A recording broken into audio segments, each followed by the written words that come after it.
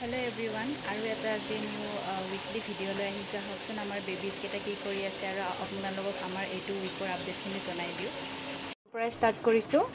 ইমান বেছি গৰম মানে আৰু এইকেইটাতো একদমেই থাকিব নোৱাৰে। ব'লা ভাত দিছে, ব'লা উঠা উঠা। আৰু এইটো হৈছে কালিয়াৰ অৱস্থা বেয়া। চিকু হাই, আৰু ডুবি কাণখন কি হ'ল চাওঁ। কি হৈ থাকিলে, ব'লা ভাত দিছে, আহা ভাত খাব টাইম হৈছে, ইহঁতৰ লাঞ্চ টাইম। উঠা চবে উঠা। আৰু ইফালে ৰাজাই ভাতৰ গোন্ধ পাইছে, আহিছে আৰু এতিয়া দম দিব। নাবা আহা লানা, আহা। এই লানা চিয়াৰৰ তলত বহি আছে। যোৱা ভাত খাবা, যোৱা। এইটো হৈছে চুলতান। ঐ টিকু, চুলতানৰ সেই আৰ্থৰাইটিছৰ ইনজেকশ্যনকেইটা চলি আছে। টোটেল 5টা এতিয়া দিয়া হৈ গ'ল, 12টা দিব লাগিব এতিয়া। আৰু তাৰ হাগুটো অলপমান ক'লা হৈছে, তাৰ কাৰণে এটা ব্লাড প্ৰফাইলটো চাব লাগিব। যেতিয়া ব্লাড টেষ্ট এটা আছে। টিকু তাৰমানে ভাত খোৱা টাইমত এনেকৈ চিঞৰি থাকে আৰু। ঐ চুলতান বুঢ়া হৈছে, দাঁত আৰু সৰিলে সিদিনাখন। এটা সৰিলে চাগে, মাজৰটো পৰি গৈছে। হাই পপচি, হাই লেকি। আৰু এইকেইটা ইয়াতে চিল কৰি আছে। পোহৰে গম পাইছে এইটো জুজু হলো কি।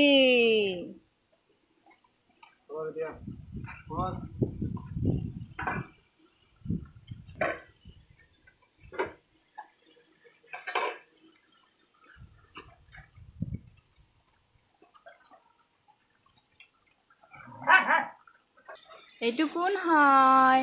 এইটো মায়া নহয়। খোৱা ভাত খোৱা। তাইক মানে গ্ৰেভিটো অলপ মিলাই দিব লাগে। খোৱা ভাতটো, খোৱাচোন খোৱা। এতিয়া খং উঠিব, মুখে গালি দিব। খোৱা ভাতটো, খোৱা। লাহেকৈ নোমবোৰ আহিছে।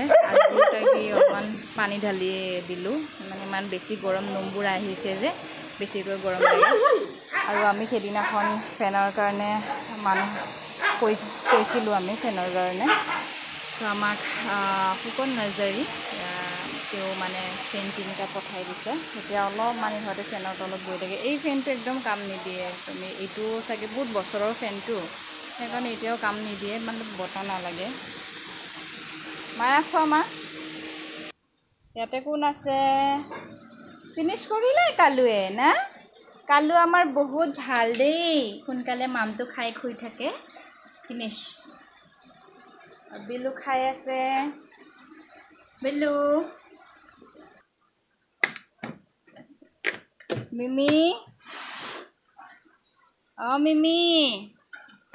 এইটো আমাৰ মিমি ভাত নাখা? ঐ ভাত নোখোৱা? এইটো লোৱা, খোৱা, এইটো খোৱা। এই ভয়ে খাই আছে, গ্ৰেভিটো দিলে খাব আৰু। খোৱা। তাই নটেংকি বহুত, গ্ৰেভি লাগে তাইক। এইটো এতিয়া খাইছে আৰু, উপায় নাই যে। আৰু এইকেইটা কোনে হয়? লাডু, কুলফি, পিনাট চব খাই আছে ভাত। পোহৰ, তুমি ফিনিছে কৰিলা? পক্সি কিয় ভাত খোৱা নাই? হা? নটেংকি, গ্ৰেভি লাগিব এতিয়া তাই। টিকু, আৰু গল্ডি ক'তবা গ'ল? এইটো চুলতান। ঐ কালিয়া, মাম খোৱা। এইটো কালি এটা বান্দৰ ৰাস্তাৰ মাজত কোনোবাই ইমান বেয়াকৈ এক্সিডেণ্ট কৰি তাতে থৈ গৈছিলে। মই কাষত গ'লোঁ, তাই উশাহ লৈ আছিলে, সেইকাৰণে মই ভাবিলোঁ শ্বেল্টাৰ লৈ যাওঁ তাইক। মই তাৰ পৰাই ইমিডিয়েটলি শ্বেল্টাৰ লৈ আনিলোঁ। কিন্তু তাই ৰাস্তাতে মোৰ কোলাতে উশাহটো বন্ধ হৈ গ'ল। আৰু ইমান বেয়া লাগিছে, তাই যেতিয়ালৈকে তাৰ উশাহটো আছিল, তাই মোক ধৰি আছিলে, হাতখন ধৰি আছিলে। যেতিয়া উশাহটো গুচি গ'ল, তাই হাতখন এৰি দিলে আৰু শেষৰ বিদায়টো আমি তাক আমাৰ শ্বেল্টাৰতে দিলোঁ।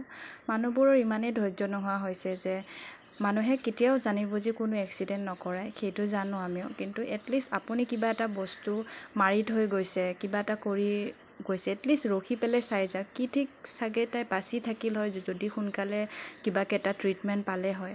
মানুহ হ'লেহেঁতেন আজি কিমান ডাঙৰ কথা হ'লে হয়, কিমান এম্বুলেঞ্চ, কিমান পুলিচ, কিমান কি হ'লে হয়, কিন্তু ইহঁতৰ কাৰণে ভাবিবলগীয়া মানুহ কোনোৱেই নাই। আৰু আমিতো গাড়ীবোৰ ধৈৰ্যই নাই যে লাহেকৈ চলাব, কিবা কৰিব, চবৰে খৰখেদা লাগে।